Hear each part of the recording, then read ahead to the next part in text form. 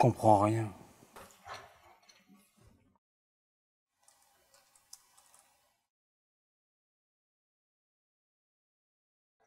Vous ne pouvez pas modifier la façon dont ces valeurs précalculées sont calculées dans le rapport de tableau croisé dynamique. Mais qu'est-ce que c'est que cette vidéo? Pour calculer les champs de données, vous avez compris quelque chose là? Allez, on reprend dès le début. Abordons les bases. Vous avez trop de données? Tout d'abord, il faut se demander ce que vous voulez en faire.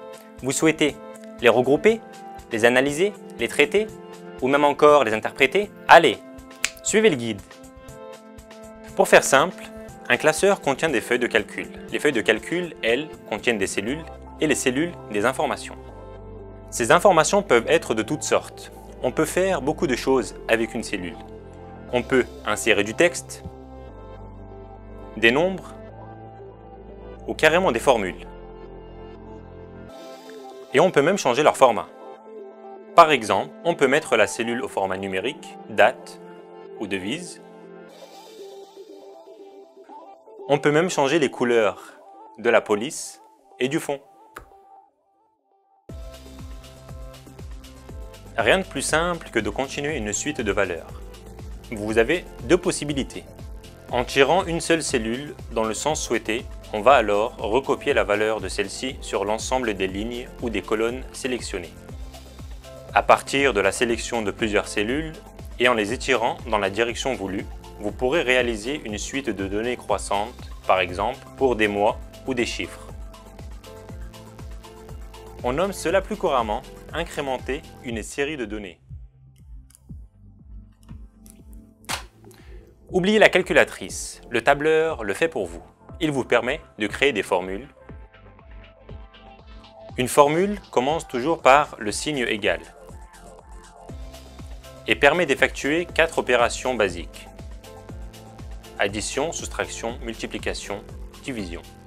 Pour étendre un calcul sur plusieurs cellules et conserver la formule tout en incrémentant les données, vous pouvez compter sur l'adressage qui se chargera automatiquement d'appliquer le calcul sur les lignes colonnes suivantes. Si dans une formule, vous souhaitez conserver une cellule constante, il suffit d'en faire une référence absolue simplement en la figeant avec la touche F4. Dans le tableur, des fonctions sont déjà prédéfinies. Elles pourront vous faciliter la vie en effectuant pour vous des manipulations parfois complexes. Il existe 3 grandes catégories de fonctions. Les fonctions mathématiques qui permettent de calculer une somme. On calcule la somme de l'ensemble des cellules sélectionnées ou une moyenne. On calcule la moyenne de l'ensemble des cellules sélectionnées dans la formule. Passons aux fonctions logiques. La fonction si. On va ici demander à la formule d'effectuer un test. Égal, supérieur, inférieur, inférieur ou égal, supérieur ou égal, différent. Si la condition est vérifiée, alors on exécute ce qui correspond à la valeur si vrai, sinon on exécute ce qui correspond à la valeur si faux. Par exemple, si il pleut, alors je prends mon parapluie, sinon je ne le prends pas.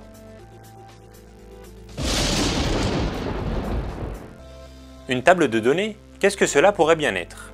Tout simplement une succession de lignes et de colonnes contenant des valeurs. Une ligne vide et c'est la fin de la table.